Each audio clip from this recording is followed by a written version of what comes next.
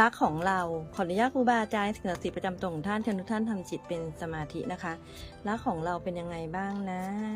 เขาเป็นคนที่ค่อนข้างจะอิสระกับความรักและชอบไปท่องเที่ยวต่างจังหวัดและเขาดูแลเราเหมือนเป็นเจ้าหญิงของเจ้าชายของกันและกันเลยนะคะ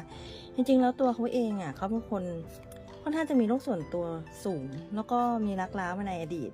แต่เขาพยายามทำให้ความสัมพันธ์ของเราเป็นไปได้ด้วยดีนะจริงๆรักเราอ่ะมีความเข้าใจได้นะเพราะคนหนึ่งอ่ะพูดเยอะคนหนึ่งพูดน้อยแล้วคนหนึ่งเป็นคนที่แบบค่อนข้างจะเข้าใจชีวิตอีกคนหนึ่งก็ใจเย็นใจร้อนเพราะฉะนั้นนะความสัมพันธ์ในรักเราค่อนข้างจะลงตัวนะคะถือว่าเป็นรักที่ดีเลยแล้วก็พยายามเรียนรู้ศึกษานิสัยใจคอซึ่งกันและกันและลองถามเขาดูเนาะว่าเขาชอบแบบไหนเป็นยังไงปรับจูนกันนะคะแล้วเดี๋ยวหลายๆอย่างที่เรารู้สึกว่าเขาห่างอ่ะมันจะค่อยๆดีขึ้นจริงๆเขาคิดถึงเราและเขารักเรามากเลยนะคะเชิญคือรักคณารุณาได้เลยไลค์เม้นต์แชร์ติดตามเพื่อรับพลังงานดีใครเช็คพลังงานส่วนตัวหน้าช่องได้เลยขอบคุณค่ะฝากกดติดตามด้วยค่ะ